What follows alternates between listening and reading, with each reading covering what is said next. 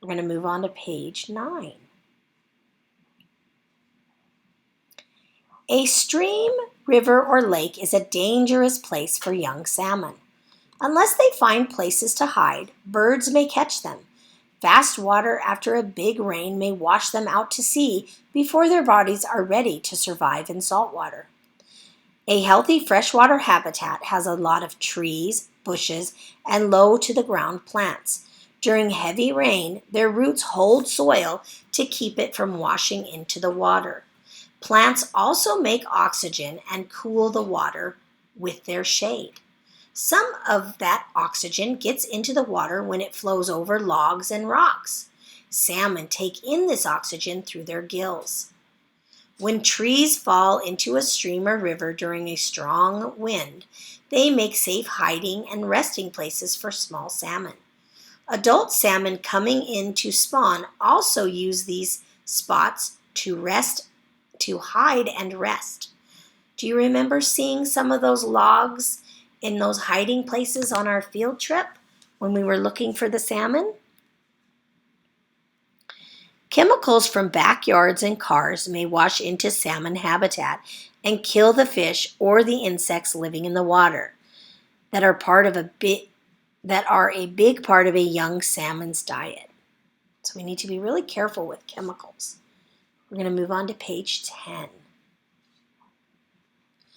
When coho and chinook fingerling turn silver in color, lose dark markings on their sides, and grow to 4 inches or more in length, they become smolts. Now they are ready to migrate to saltwater, joining the pink, chum, and sockeye that went to the saltwater while they were fry.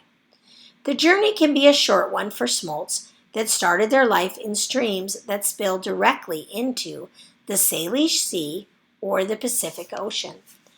It can be a long one for smolts that must migrate many miles from stream to small river to big river. Dams built on big rivers years ago make electricity to kept salmon from migrating. Some dams have been changed so that salmon can now get through. They built these fish ladders along the side so the salmon can go kind of around the dam. Seagulls and other birds are on the lookout for smolts as the fish get close to salt water. In big rivers, larger fish prey on smolts as they make their way to salt water. They may also get killed by machines used at dams to make electricity. So there are a lot of dangers for the salmon as they journey home. As young salmon get close to the sea, their bodies change so that they can live in salt water. Smolts finish this change when they reach an estuary, the place where fresh water and salt water mix. They mix in pools on the beach, and when a high tide pushes salt water a ways into the fresh water of the stream or river that has been home for the smolts. In the estuary, smolts feed on smaller fish and tiny plants and animals along the shoreline. A healthy estuary will also have eelgrass or other water plants in which small salmon can hide. The bigger and stronger they grow now, the better their chances of surviving in the Salish Sea or Pacific Ocean. When they reach open water as adults, sockeye and chinook usually swim farther into the ocean than coho, chum, and pink salmon. How far they travel depends on how much food they find. Clean, cold salt water, free of trash and chemicals, is dense with tiny plants and animals, squid, shrimp, and small fish such as herring. When areas of the Pacific Ocean get warm, though, this food dies, and then the salmon die. In saltwater, whales, sea lions, and commercial fishers are the main predators that salmon need to avoid. There are lots of dangers in a salmon's life. Page 12. Salmon fishing for a living is how many people in the Pacific Northwest make a living. Add the people who provide equipment and supplies for commercial fishing, who process the fish, and who sell it in stores, and the number of jobs created and families supported by salmon is huge. People who fish for a living take their boats in the Salish Sea along the Pacific coast and into the waters off Alaska to catch salmon during their saltwater phase. Also, Native American fishers use nets on rivers and close to shore to catch salmon as they are coming to spawn. Depending on the species, salmon are sold fresh, frozen, smoked, and canned. Pink and chum eggs are sold for use in sushi or for caviar.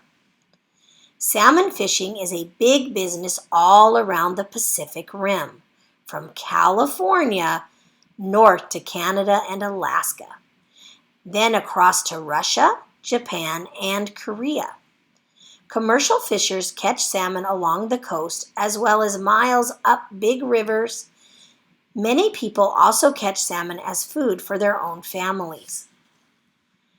Salmon give people the pleasure of being in the outdoors with family or friends. People who fish for sport may hike into mountain lakes, cast lines from riverbanks, or take boats to favorite fishing spots that they can't reach from shore. They may bring home a fish or two for dinner, but most let the fish go that they catch. Thousands of people have jobs because sport fishing for salmon is good in the Pacific Northwest. Those jobs include designing and making boats, equipping fishers with rods, reels, and rain jackets, guiding them to out-of-the-way places, and selling them for food. This list of products made and sold for sport fishing is a long one. So we want to be mindful that salmon are really helpful for people making a living to support their families.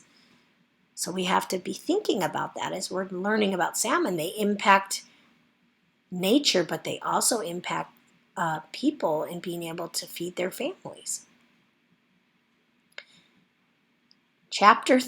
Page 13. For centuries, salmon have been very important to native people of the Pacific Northwest.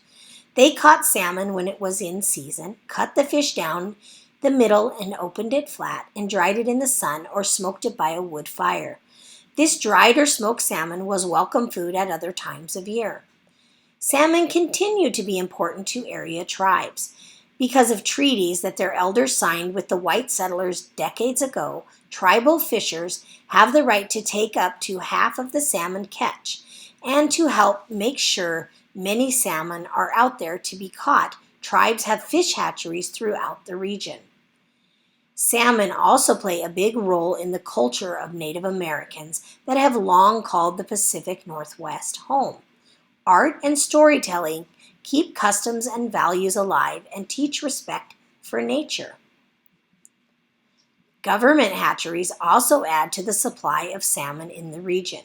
Hatcheries catch spawners, harvest and fertilize their eggs, and rear the young in huge trays with cold, clean, running water. When the fish grow to be smolts, the hatcheries clip off a small fin in the back of each smolt and then release them into rivers. Because they migrate right away to saltwater, they don't have a freshwater home. When the time comes to spawn, these salmon come into a stream or river where the water smells healthy. So the salmon that we have in our tank came from one of these hatcheries.